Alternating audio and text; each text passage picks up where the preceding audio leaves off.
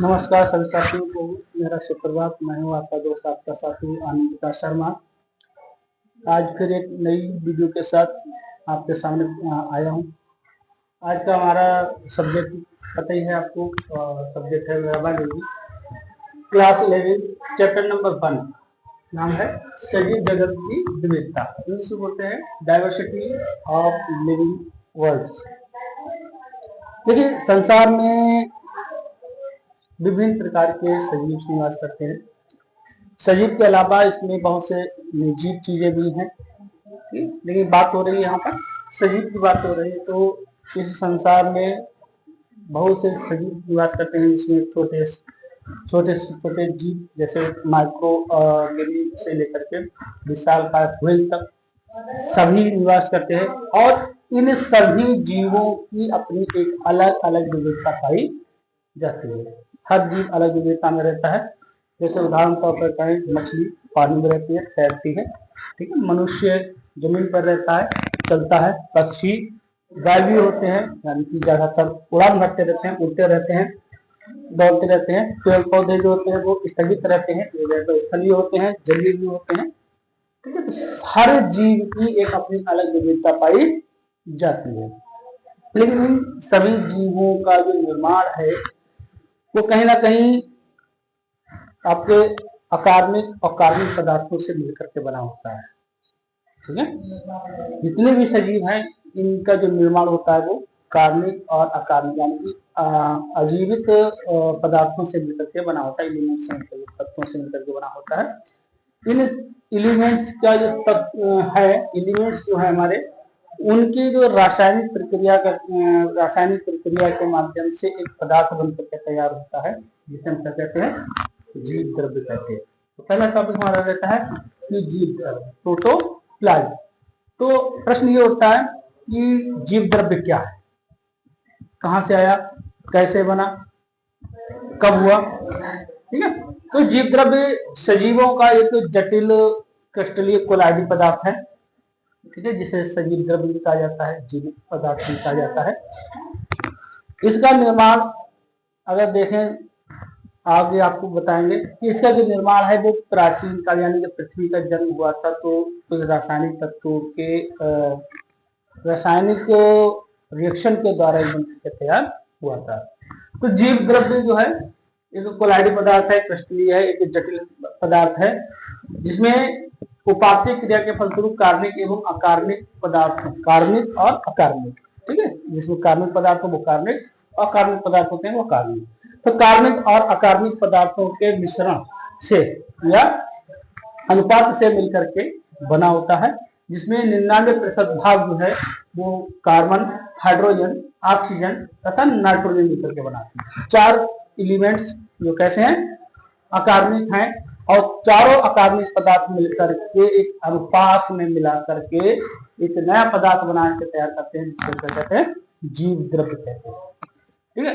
जीव द्रव्य सभी जैविक क्रियाओं के लिए होता है, इसलिए इसे कह सकते हैं, यानी कि जीव द्रव्य में सभी जैविक क्रियाएं होती है जो सजीव कोशिका में होने से सभी में होती है, कहते हैं। यह सजीवों का वास्तविक जीवित पदार्थ है, यानी कि जितने भी सजीव हैं, चाहे वो माइक्रो ऑर्गेनिज्म हो, चाहे वो मानव हो, चाहे एनिमल्स हो, जितने भी सजीव हैं यानी कि जितने भी लिविंग्स हैं, इन सभी में ये पदार्थ पाया जाता है।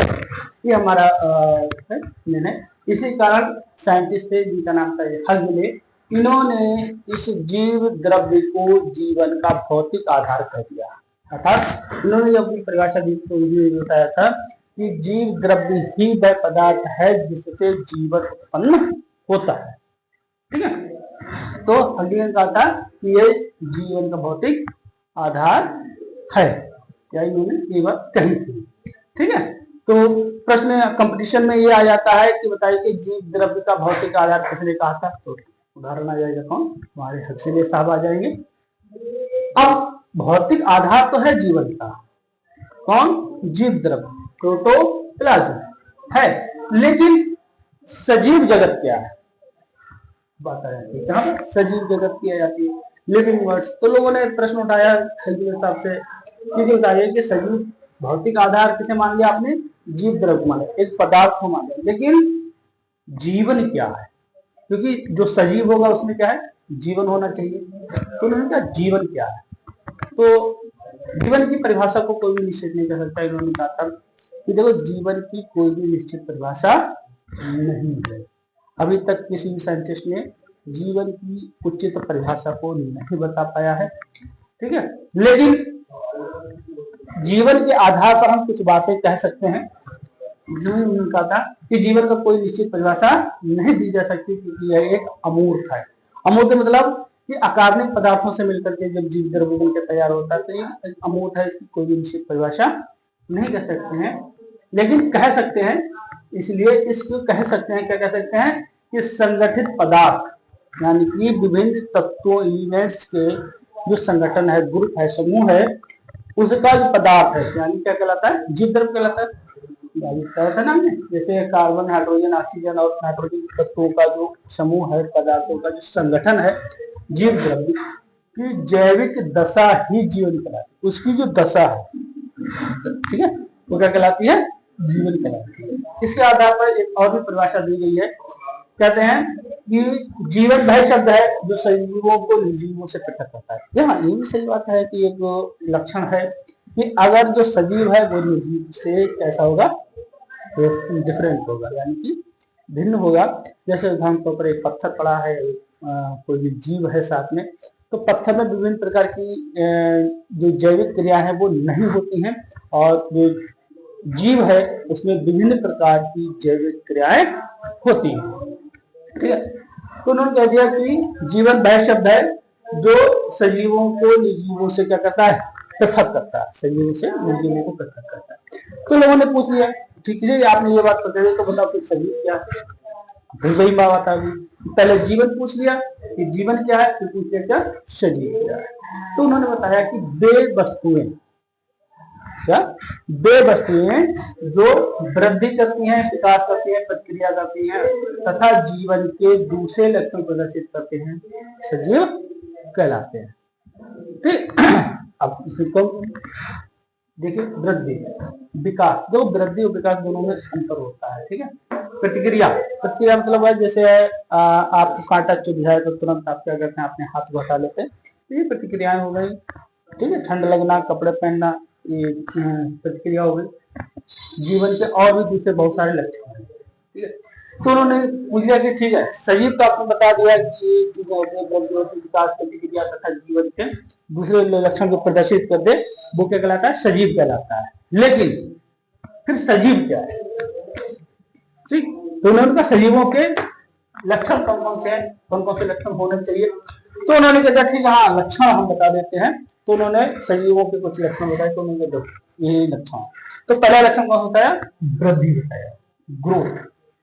तो उन्होंने कहा कि देखिए सजीव का सबसे पहला लक्षण है वो क्या कहलाता है, वृद्धि कहलाता है, ग्रोथ कहलाता है, ठीक है।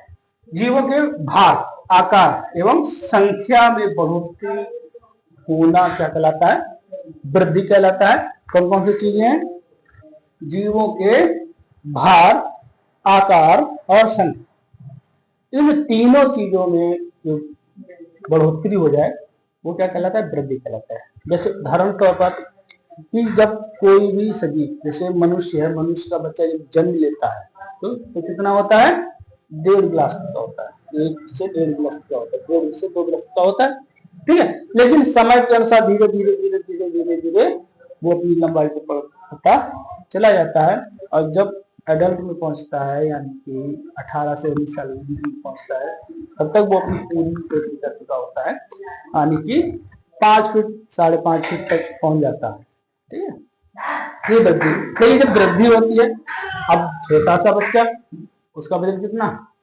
250 ग्राम 300 ग्राम, ठीक है। लेकिन जो जो वो बढ़ता जाता है उसका वजन भी बढ़ता चला जाता है, ठीक है। तो भार में वृद्धि हो गई, ठीक है, और आकार में वृद्धि, छोटा था बड़ा हो गया, आकार में वृद्धि की, संख्या में वृद्धि, यानी कि हर जीव अपने समान संतान उत्पन्न कर अपनी संख्याओं को बढ़ाता है, ठीक है। तो ये संख्या में वृद्धि हो गई।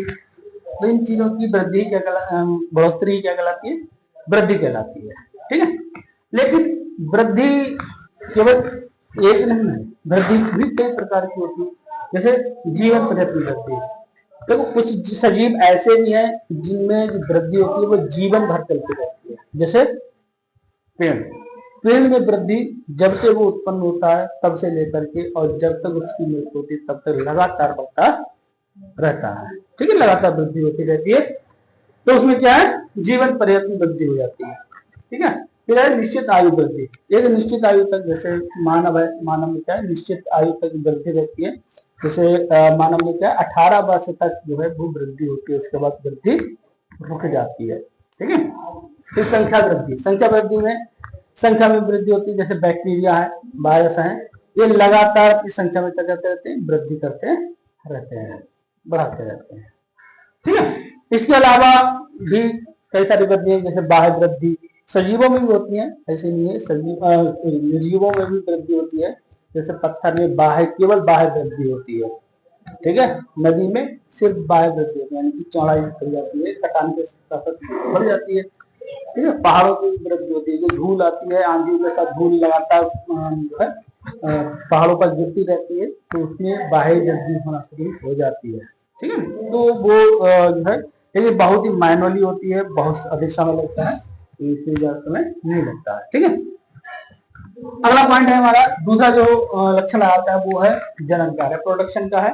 यानी कि सजीव, जो भी सजीव है, चाहे वो मानव हुआ, पेड़ पौधे हुए, सूक्ष्म जीव हुए, जलीय जीव हुए, जो भी जीव है उन सभी में प्रोडक्शन जो है सबसे मेन कैरेक्टर आ जाता है, क्योंकि प्रत्येक सजीव अपने समान संतान उत्पन्न करता है।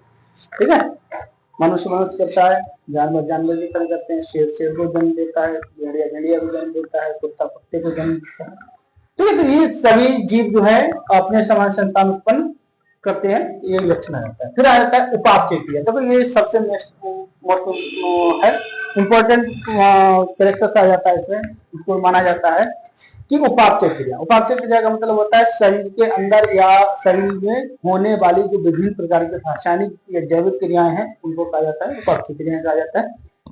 ठीक है, इसमें से मेटाबॉलिज्म करता है। तो जीवों में वृद्धि, कार्य, गति, अन्य क्रियाओं के लिए जो ऊर्जा ग्रहण कर उस ऊर्जा का जो शरीर उपयोग करता है, के लिए, गति के लिए, वृद्धि के लिए, जैविक क्रियाओं के लिए, इन सभी चीजों के लिए जब शरीर हमारा ऊर्जा को एकत्रित करता है, भोजन को खा करके ऊर्जा को एकत्रित करता है, तो उससे उस ऊर्जा को उपयोग करने की जो क्रिया होती है वो क्या कहलाती है, उपापचय कहलाती है। अब ये उपापचय दो प्रकार का हो जाता है, पहला है उपचय, दूसरा है अपचय। ठीक है, उपचय एनाबॉलिज्म अर्थात यह एक संश्लेषणात्मक प्रक्रिया है, यानी कि इसमें